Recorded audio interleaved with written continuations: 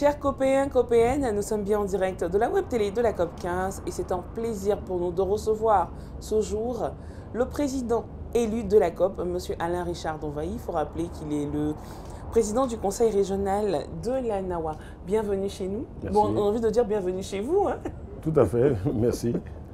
Vous avez été élu président de la COP. Quel est le sentiment qui vous habite? C'est déjà un sentiment de satisfaction. Être élu président de la COP, déjà c'est vraiment un réel plaisir. Je remercie d'ailleurs ceux qui m'ont élu, puisque j'ai été élu par toutes les parties à cette convention, 197 pays.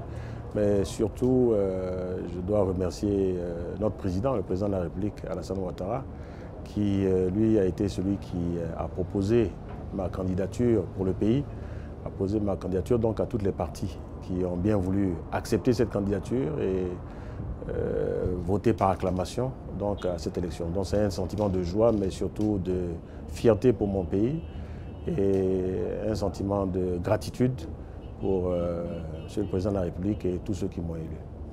Monsieur le Président, que devons-nous attendre de cette COP en terre ivoirienne? Mais déjà, organiser la COP en terre ivoirienne, c'est un honneur. Vous savez que c'est la deuxième fois que cette COP est organisée en terre africaine. Et donc la première fois qu'une organisation de cette envergure est réalisée par les Nations Unies, parce que c'est une convention des Nations Unies. Et donc la Côte d'Ivoire en retire un bénéfice déjà au niveau de la renommée, mais un bénéfice aussi politique en termes de notoriété et un bénéfice économique et social. Économique parce que nous abritons une COP qui voit la participation de plus de 5000 personnes, qui a vu la participation de chefs d'État, plus d'une dizaine de chefs d'État qui sont venus au sommet des chefs d'État. Et donc beaucoup de personnes qui découvrent pour la première fois la Côte d'Ivoire et qui vont faire un peu de tourisme, qui vont manger nos mets succulents, qui vont habiter dans nos hôtels. Et donc cela participe du dynamisme économique de la Côte d'Ivoire et nous allons en retirer, je pense, beaucoup de retombées. Et vous le disiez hors antenne, c'est un mandat de 2 ans. C'est exact. C'est pour un mandat de 2 ans. Représenter 197 pays de cette convention avec des objectifs qui sont déterminés par les différentes conférences. Et donc mon travail, ce sera de me mettre à la disposition de ces pays, faire en sorte que les décisions qui sont prises soient appliquées, que les objectifs soient atteints et surtout qu'il y ait des avancées concrètes pour nos populations, pour nos pays, sur toute l'étendue de cette planète, pour des sujets qui touchent à donc, la lutte contre la désertification, la lutte contre la dégradation des sols et la lutte contre la sécheresse. On ne saurait vous laisser partir sans vous demander de lancer un appel aux profanes et aux sachants. Mais déjà, je pense que cette COP va donner l'occasion à tout un chacun, en Côte d'Ivoire en tous les cas, de se rendre compte de l'importance des sujets qui sont traités ici, l'importance de la lutte contre la désertification. Vous savez, on pense que cela ne touche que les pays du Sahel en Afrique, mais ce n'est pas vrai. Ça touche également la Côte d'Ivoire, qui est un pays forestier. Il ne reste plus beaucoup de forêt, il faut qu'on la reboise, qu'on la replante. Mais la dégradation des sols peut toucher un pays comme la Côte d'Ivoire, qui est un pays agricole.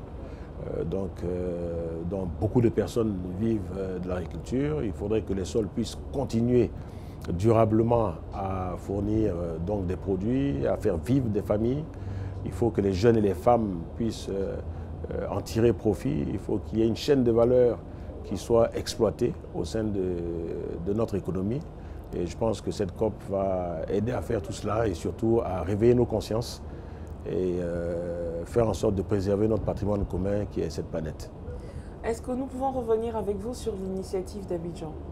Oui, l'initiative d'Abidjan est un programme qui a été lancé par la Côte d'Ivoire, qui touche à la lutte contre la déforestation, à la mise en place d'une agriculture durable et à l'exploitation, on va dire, la mise en valeur de toutes ces chaînes de valeur-là qui devraient permettre à nos populations de vivre durablement de cette agriculture sans qu'elle détruise notre sol, notre patrimoine qui est la terre.